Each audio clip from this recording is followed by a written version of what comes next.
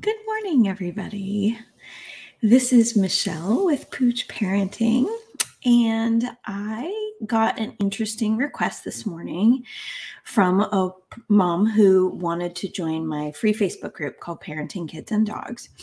And her request to join, I asked for some membership questions, and one of the questions that is required for approval into that group is for them to tell me what their biggest challenge is raising kids and dogs at the same time.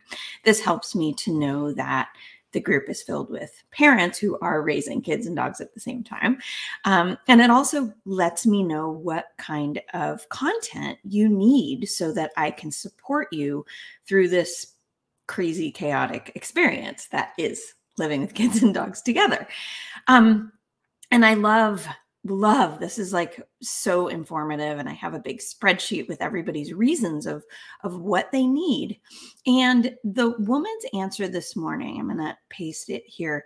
It really stood out to me because she's not the only person who said this. And I have a feeling that she feels like she is the only person who has experienced this, and she probably feels pretty bad about it. And so I wanted to come on and just talk to you for a couple of minutes about this experience. Okay. So fear is an instinct, right? It's not something you can rationalize, and it's not something that you can think about. When we become afraid, we instinctively tend to go into fight mode or flight mode, right? Fight mode might mean kicking, screaming, biting, whatever we need to do to protect ourselves, our bodies, right? Dogs do this. Humans do this, right? We can go into fight or flight mode when we're afraid. Flight mode is the alternative, which is to avoid the conflict in general and to get away, self-preservation. So some creatures choose to fight as a way to make the conflict go away.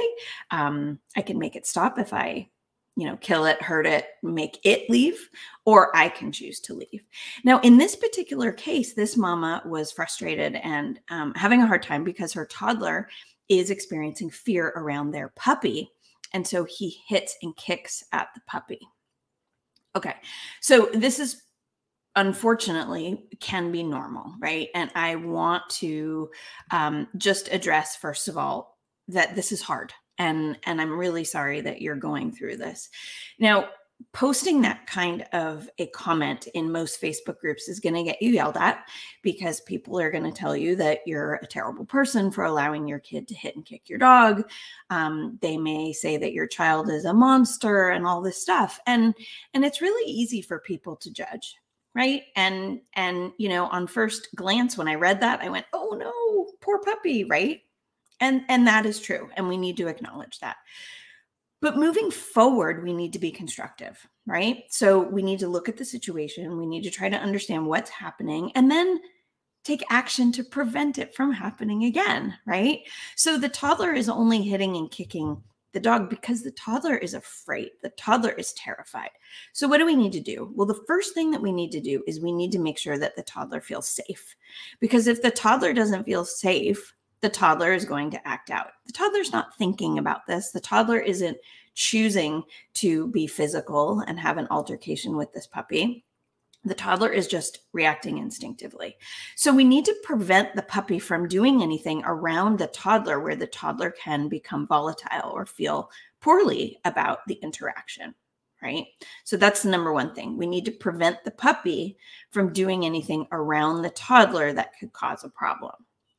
Second of all, we need to make sure the toddler cannot physically hit or kick the puppy, because when that happens, we create a twofold problem.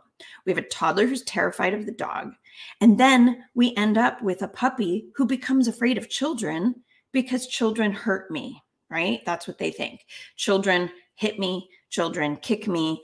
I don't like any children. Right. And so the last thing we want is for this particular puppy to take its experience with this particular toddler and to then generalize it across experiences with all toddlers. So number one, again, keep the toddler feeling safe, which means prevent the puppy from making the toddler scared at all. Number two, prevent access. So the toddler cannot hit or kick the puppy anymore. So what is that going to look like? Well, management is the very first step, and that's something you could put into place today. I think that toddler and that puppy need to no longer have any contact, and that is fine.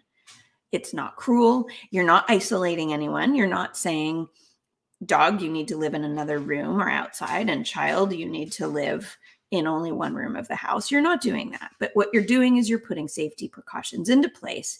You're rotating who goes where. You're using baby gates and pens and other kinds of barriers so that you can spend quality time with both of them, but they can't have any physical contact with one another. What that allows them to do is it allows the baby and toddler to watch the puppy and see that it's not so scary. And it allows the puppy to watch the toddler and see that he's not so scary.